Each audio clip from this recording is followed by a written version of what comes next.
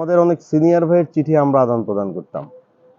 তা আমরা যেহেতু প্রেমিকার কাছে চিঠি পৌঁছে দিতাম সিনিয়র ভাইয়ের, সেখানে কিন্তু অনেক অঘটনও ঘটতো। মানুষ যখন ভাষার আবিষ্কার করলো, পরে যখন মানুষ তার ভাব আদান প্রদান করলো, সেই থেকেই আসলে চিঠির শুরু।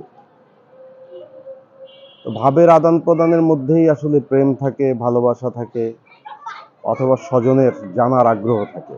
কিন্তু আজকে কিন্তু আর চিঠির যুগ নেই সেইভাবে। মাধ্যম হিসাবে চিঠির যুগ নেই, যে একজন ডাক বিভাগের লোক এসে আমাকে চিঠি দেবে, তার জন্য অপেক্ষা করা, এবং সেই অপেক্ষার এই জানার আগ্রহ, মানুষকে যেভাবে মানুষ মানুষের জন্য অপেক্ষা করে, ঠিক সেরকম করেই একটা জানার আগ্রহ মানুষের মধ্যে তৈরি হয়। তা আজকে আর সেই যুগটি নেই, কিন্তু ভাবের আদান প্রদান কিন্তু আছে।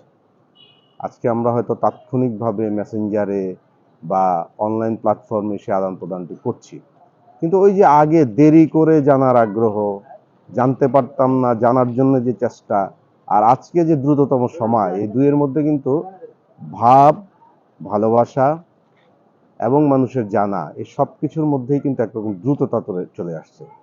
এই যে আগে দ্রুততা ছিল না, অনেক দেরি করা হতো, তার মধ্যে যে ভাবের আদান প্রদান ছিল, মানুষের আবেগ ছিল, আর আজকের যে আবেগ, এই দুইয়ের মধ্যে কিন্তু বেশ তফাৎ।